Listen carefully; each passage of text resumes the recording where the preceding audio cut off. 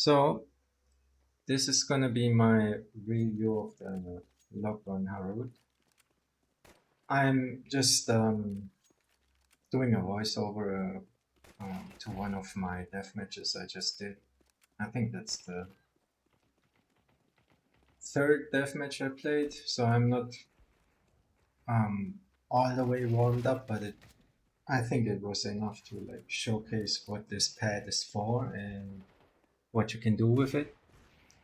I think this pad, in combination with the obsidian pro dots or donuts, is quite good for tech FPS. So let me get further into it. Um, it has, in general, a gentle friction on the dynamic. So it's like a little tag you get on the dynamic, which makes it nice to adjust to tracking targets. And it has enough static friction to assist you with flicking. So both of it really makes this pad very consistent in terms of tech FPS, I think. So one of the advantages is that it is, because it's glass, you don't have to, you don't really change too much of the glide when you press into the pad. So yes, you get a little bit more friction, but it's not like the amount you get out of an Xsoft TN or something like that. And that's why I think, especially people that have problems with downward pressure might enjoy this combination a lot, because it is slow for a glass pad. This combination, especially with the Obsidian Pro Dots, but you can still get similar frictions to a slow, like a balanced cloth pad almost. And I know glass pad users hate that. Like I have a beast that I'm also currently testing, and I can see why you want the fastest glide ever, but I think that only applies for tracking games. So in tech FPS, where you have to flick a lot, like you just saw here, um, I think static friction is kind of appreciated. So some of the observations I made was, if I used pure PTFE feed, it rather got fast. Like it's very smooth. It has almost, you don't feel any texture, but it got really kind of fast for what I was expecting at the very least. Like it was faster than the Super Glide V1. And that pad is not necessarily slow, in my opinion. However, with this skate setup, it's way more controlled and actually fairly enjoyable. Like, um, I enjoy my time on it in tech FPS. I'm trying to do the same with the Beast, and while I get these insane highs with these super crazy fast 180s and super fast target switches, I also get these extreme lows where I can hit the broadside of a barn and it's just not working. So I'm currently working on that. I'm actually like trying to develop a different flicking technique for the beast, especially because it's so fast. You need to do something with flicking to actually be able to flick.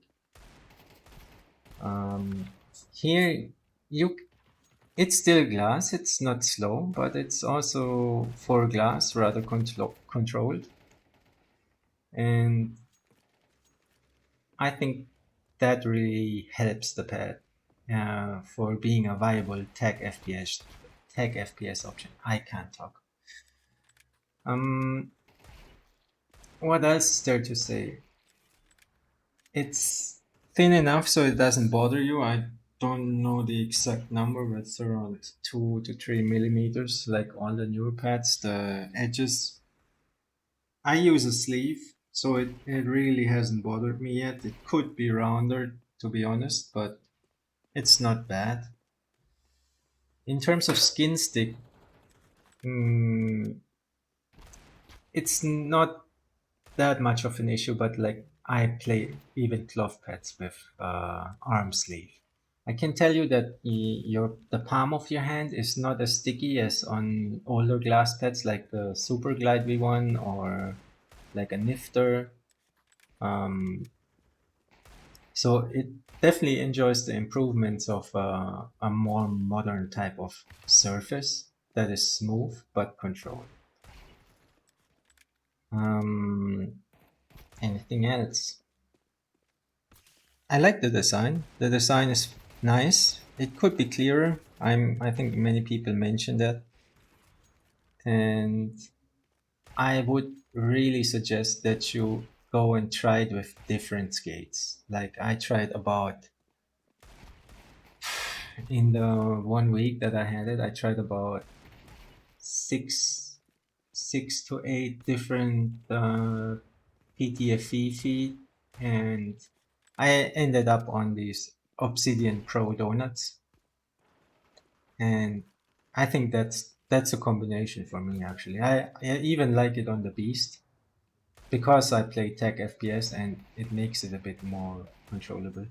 People say they are some sort of sticky, but I think they mean the older Obsidian Pros, which I tend to agree. They are a bit sticky, they're a bit scratchy.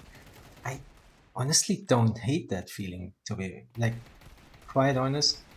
I don't hate it that it's a bit scratchy and it's a bit sticky on these Obsidian Pros.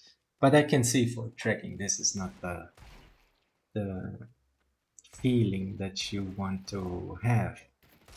You want no friction and fastest glide. I think in that case, I can just tell you that this is not the pad that you want. You want the beast. You want the Kanami, Minami, however it's called, something like that. Um, to like eliminate as much of the tag on your dynamic that the pad gives you, and then then you have to decide: do you want a smooth pad or do you want a textured pad? Because the beast is textured. This one you can make faster. Definitely, you can make it faster and smooth, but not quite to the levels of a beast. Um, what is in the box? You can watch another reviewer. I don't fucking care what's in the box. Quite honestly, I don't give a shit what is in the box. I like that there's a good box and it can be reused and this stuff. But all the modern glass pads have this now.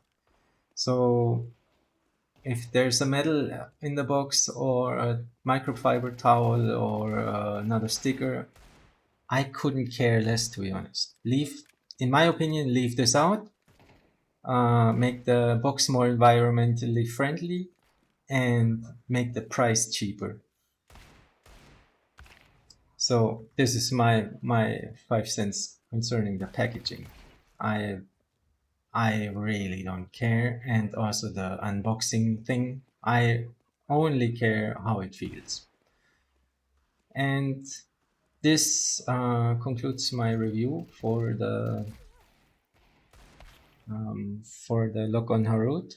It was fairly enjoyable. No, wait. I just remembered something. The base.